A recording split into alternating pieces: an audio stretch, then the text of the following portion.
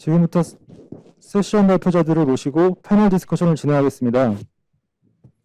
발표에 궁금하신 내용이 있으시면 유튜브 채팅창에 무엇이든 물어보시면 이경호 대표님과 발표자분들이 직접 답변 드리겠습니다.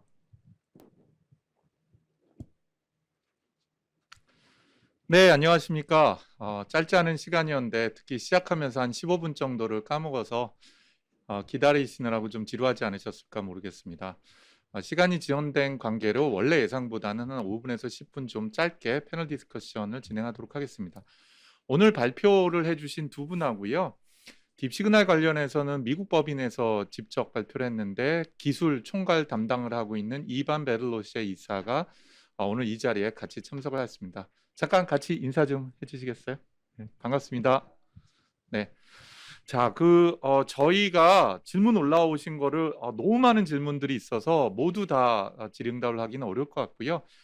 몇 가지 좀 뽑아봤습니다. 그리고 그 내용에 대해서 같이 좀 말씀을 나누도록 하겠습니다. 우선 김사은 상무님께 질문을 먼저 좀 드리도록 하겠습니다. 인공지능이 고객 응대 직원으로 취업이 되는, 예를 들면은 뭐 치과 사례를 좀 주셨는데 개념이 되게 재밌는 것 같아요.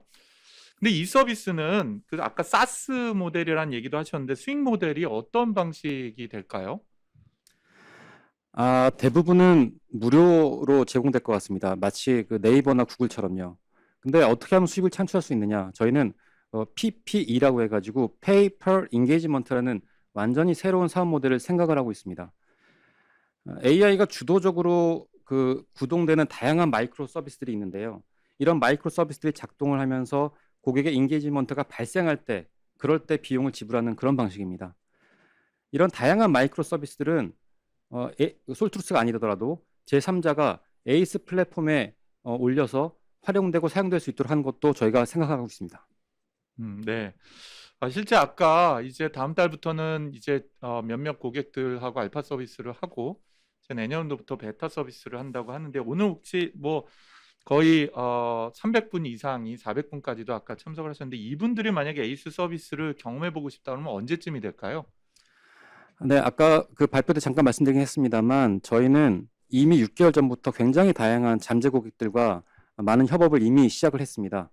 그래서 그 다음 달부터 알파 서비스를 시작을 하고요. 그리고 내년도 1월 달에 세계 최대 첨단 기술 행사인 CES에 솔트루스가 참여를 합니다. 이 CES를 기점으로 좀 더 많은 고객들에게 알파 서비스를 제공해 드릴 예정이고요. 그리고 앞서서 발표 때 말씀드렸듯이 내년도 3월부터 베타 서비스를 출시할 예정입니다. 네, 감사합니다. 오늘 사실 채팅창을 보니까 다른 부분보다도 그 메타버스나 메타 휴먼에 대한 관심이 굉장히 많더라고요. 그래서 김성현 리더님께 좀 질문을 드리도록 하겠습니다. 메타 휴먼이 아직은 이제 뭐 무슨 솔트룩스 같은 경우는 여러 상용 사례도 있습니다만은 우리 생활에 직접 접해볼 수 있는 경우는 많지 않았던 것 같아요. 아마도 뭐 기술적인 거나 환경 문제도 있을 것 같기도 한데요. 이런 메타 휴먼 개발에서 기술적인 것뿐만 아니라 다양한 부분에서 가장 어려운 부분이 있다면 어떤 부분이 될까요?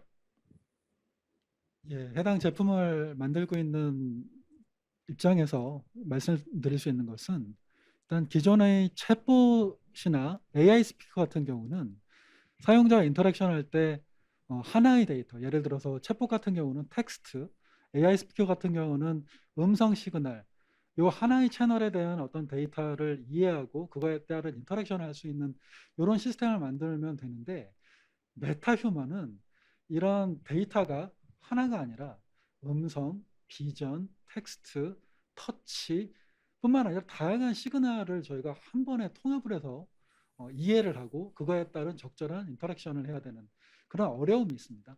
그래서 이런 다양한 복잡한 인포메이션들을 한 번에 어떻게 잘 처리를 해서 인간답게 인간에게 다시 액션이나 여러 가지 데이터 형태로 반응을 줄 수 있는지에 대한 고민이 가장 크고요. 그게 구현 단계에서 제일 어려운 것입니다. 네. 이제 요 행사에 참여하신 시청자분께서 질문 주신 것과 또 그걸 제가 조금 다른 관점으로 좀 여쭤보도록 하겠습니다.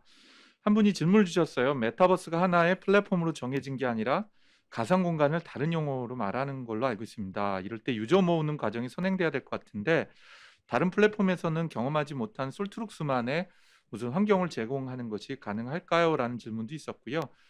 또 저는 이런 생각도 들더라고요. 어제 페이스북이 이름을 메타로 바꿨어요. 메타버스로 승부를 걸겠다는 얘기로 저는 이해를 했는데요. 솔트룩스도 아마 국내 다양한 메타버스 플랫폼하고 협력하는 계획이 있어야 되지 않을까 싶어요. 그래서 자체적으로 플랫폼을 만든다면은 어느 시장을 타겟하게 되실지, 또는 해외하고 있는 다양한 메타버스 플랫폼에도 협력할 계획이 있을까요? 예, 저희가 지금 아이디어 차원에서만 머무르고 있는 게 아니고요. 실제 실무 레벨에서 진행을 하고 있습니다. 실제로 저희 솔트룩스가 지분 투자를 한 한컴 프론티스라는 회사가 있습니다. 이 회사에서 메타버스 플랫폼을 개발하고 있는데요. 이 메타버스 플랫폼에서 활용될 메타 휴먼의 지능을 부여하기 위한 메타 휴먼 플랫폼을 저희가 개발을 하고 있고, 이 두 플랫폼을 연동하기 위한 실무 단계의 그런 여러 가지 워크플로우를 진행을 하고 있습니다.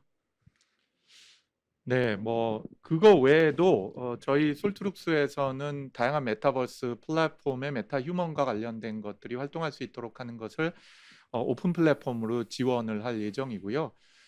그리고 솔트룩스만의 경험해 볼 수 있는 플랫폼으로서 광고 플랫폼이 내년도부터 나올 예정입니다. 이 광고 플랫폼은 여러분이 다니시는 지하철역 그리고 버스 정류장에서도 만나볼 수 있는 메타버스 세계가 되고요.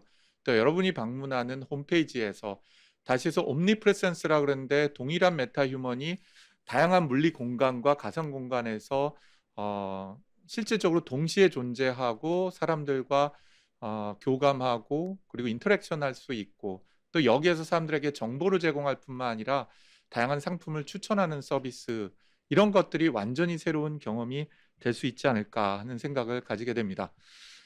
자, 이 광고 플랫폼이 나오게 되면은 아마 길거리에서도 솔트룩스의 메타 휴먼을 보시게 되실 텐데요. 그 시간이 된다 그러면 또 이런 행사를 한번 갖도록 하겠습니다. 자, 이제 오늘 앞에서 발표는 안 하셨지만 아까 말씀드린 것처럼 딥시그널을 총괄하고 계신 이반 베를로시의 이사님께 좀 질문을 드리겠습니다. 이반 이사님, 이 프랑스 분이신데요. 한국에 오신 지 얼마나 되셨죠? 네, 한국에 온 지는 20년 됐고요. 솔트룩스는 근무한 거는 16년 넘었어요. 벌써 시간이 참 빨라요. 예, 아직 말씀이 좀 어색하긴 한데, 이 딥시그널과 관련해서는 미국의 조슈아 법인장이 아까 소개를 해줬는데요. 딥시그널은 한국에서 먼저 서비스가 진행이 되는 건가요? 아까 이제 글로벌 서비스라고 하는데 언제쯤 어떻게 만나게 될까요? 네, 아까 그 에이스처럼 CES도 내년에 1월에 참가할 텐데요. 그때도 벌써 미국 시장에 선보일 거고요. 그 애초에 딥시그널 자체가 그 글로벌로 타겟팅하고 있었고요. 그래서 내년에 3월부터는 이제는 그 서비스는 시작할 텐데, 내년 말까지는 10개 정도는 언어 타겟팅하고 있고요. 내년 말까지는 이제 중국어, 독일어, 프로코니의 유럽 쪽의 주요 시장에 타겟팅할 예정입니다. 네, 감사합니다. 또 올려주신 채팅창에 올려주신 몇 가지 질문에 대해서 저하고 또 패널들이 몇 가지 답변을 드리도록 하겠습니다. 콜봇의 데이터의 학습량은 어느 정도가 되는 걸까요? 이건 제가 좀 답변을 드리도록 하겠습니다. 콜봇은 크게 음성 인식, 음성 합성, 그리고 대화 생성, 지식 생성 관리 등의 굉장히 방대한 데이터 학습하는 모델들이 있습니다. 음성 인식과 관련되어 있는 부분은 저희도 프리트레인드 모델을 해서 미리 만들어 놓은 것들을 액티브 러닝을 하게 되는데요. 음성 인식에 기본적으로는 저희는 한 2만 시간까지도 먼저 학습을 해놓고, 각 도메인이나 고객별로 맞춤형으로 할 때 적게는 500시간에서 많게는 1000시간 정도를 학습을 하게 됩니다. 음성 합승과 관련되어 있는 것도 마찬가지 방식을 씁니다. 대략 한 500시간까지 많은 일반인의 다양한 사람의 목소리로 음성 합성을 하기 위한 모델을 구성을 해놓고요. 이 인공지능 모델이 말을 하는 법을 먼저 배우게 되죠. 그 다음에 특정 목소리에 관련되어 있는 화자의 목소리를 적게는 1시간, 많게는 4시간 정도를 녹음을 해서 가르치게 됩니다. 그러니까 많은 분량이 아니게 됩니다. 챗봇이나 또는 딥뉴럴 네트워크 GPT와 같은 형태를 사용해서 대화를 하는 엔진들은요, 그 데이터 양이 문장 수로 봤을 때는 적게는 수십만 문장에서 저희 회사 경험에서는 2억 문장에서 3억 문장까지 이를 정도로 방대한 데이터를 학습을 하게 됩니다. 결국은 이것을 매번 고객들에게 하기는 어렵기 때문에 미리 학습을 해놓고 일반 지식을 학습한 AI가 음성이 됐던 대화가 됐던 향후에 각 도메인마다 추가적으로 학습을 할 수 있도록 하는 액티브 러닝 또는 저희 분야에서는 컨티뉴얼 러닝이라고 해서 지속 학습할 수 있고 성장할 수 있도록 하는 빠르게 그 도메인에 적응할 수 있는 도메인 어댑테이션 기술 같은 것들이 솔트룩스에서 뿐만 아니라 현재 인공지능이 돈을 벌도록 하는데 굉장히 중요한 기술이라고 말씀을 드릴 수가 있을 것 같습니다. 또 다른 질문 중에 클라우드와 메타버스와 인공지능은 어떤 관계가 있냐라는 질문도 있으셨는데요. 쉽게 설명을 드린다고 하면은 클라우드는 이 세상을 채우고 있고 작동되도록 하는 인프라스트럭처에 해당이 되겠죠. 건물일 수도 있고 전기가 될 수도 있는 거죠. 그런 에너지와 작동할 수 있는 우리 태양 빛과 같은 것이라면 메타버스는 우리가 활동할 수 있는 가상의 공간이 되겠고요. 인공지능은 이 메타버스 안에서 지적 노동을 자동화할 수 있도록 하는 모든 활동의 주체, 그리고 또 인간이 메타버스에서 활동을 하도록 하는데 지원해 줄 수 있는 지적 노동의 반려자 역할을 하리라고 생각을 합니다. 자, 질문 오신 것들에 대한 여러 가지 얘기를 했는데요. 질문 주신 것 중에서 한 2가지만 마지막으로 받고 다음 세션으로 넘어가도록 하겠습니다. 이 질문은 김성현 리더에게 좀 여쭤보도록 할게요. 만약에 우리 베타 휴먼이나 또는 그 다음에 김세현 상무님께서 답변 주시면 좋겠는데요. 메타 휴먼 혹은 딥 시그널이 향후 5년 내지 10년 후에 개인 서비스용 AI가 된다면 이것은 어떤 디바이스에서 작동하게 될까요? 스마트폰, 로봇, 웨어러블 디바이스, 뭐 자동차가 될 수가 있고 또 건물 자체가 될 수도 있을 텐데요. 한번 상상력을 발휘해서 메타 휴먼과 그 다음에 딥 시그널이 어떤 디바이스에서 작동할 수 있을지 한번 의견을 줘 보시겠습니까? 김성현 리더님. 예, 실제로 저희가 지금 다양한 그 미디어 타입을 트라이얼 해보고 있습니다. 최초에 시도했던 것은 이제 모바일이었고요. 그다음에 PC, 그다음에 현재는 그 키오스크 형태의 이런 미디어 타입들을 미디어 디바이스를 이용해서 메타 휴먼을 구현을 하고 있습니다. 저희가 이제 추측하고 있기로는 앞으로는 이제 예를 들어서 가정에서 이 메타 휴먼을 쓴다고 했을 때는 홀로그램 디바이스라든가 아니면 그 스마트 거울 이렇게 다양한 그 미디어 타입으로 메타 휴먼 서비스가 확장돼서 일반인들에게 활용이 될 수 있을 것으로 생각합니다. 네, 감사합니다.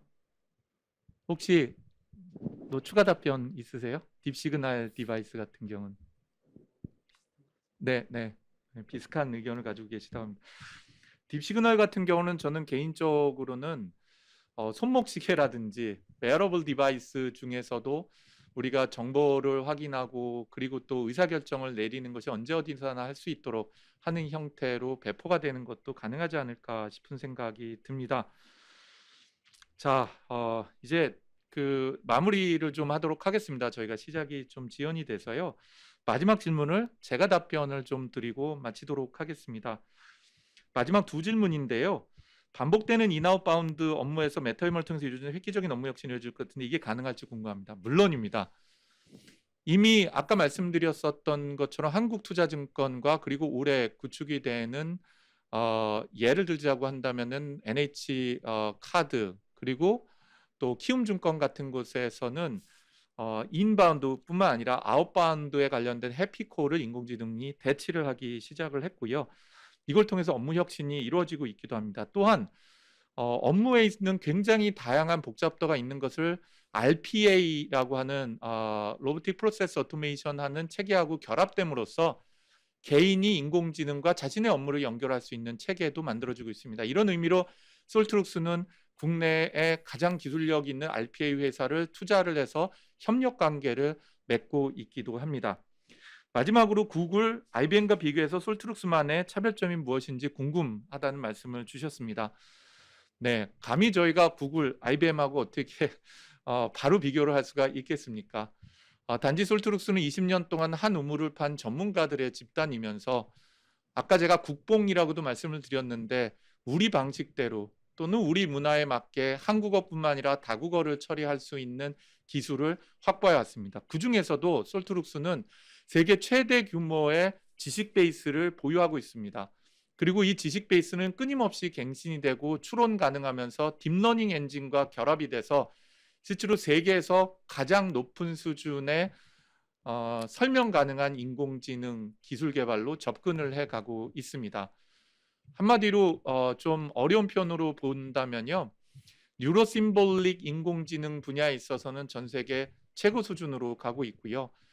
이런 것들이 아마 구글, IBM과 비교해서도 뒤처지지 않는 솔트룩스만의 기술적 강점이 되고 또 솔트룩스는 현장에서 고객과 호흡을 하면서 현장에서 문제를 직면하고 있고 현장에서 만들어지는 데이터를 통해서 끊임없이 혁신하는 사업을 전개 나가고 있습니다.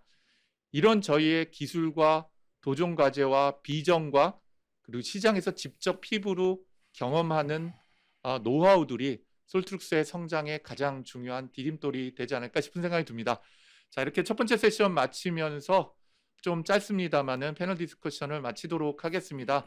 오늘 좋은 답변해 주신 패널리스트 감사드립니다. 예, 이제 바로 다음 세션을 진행하겠습니다. 감사합니다.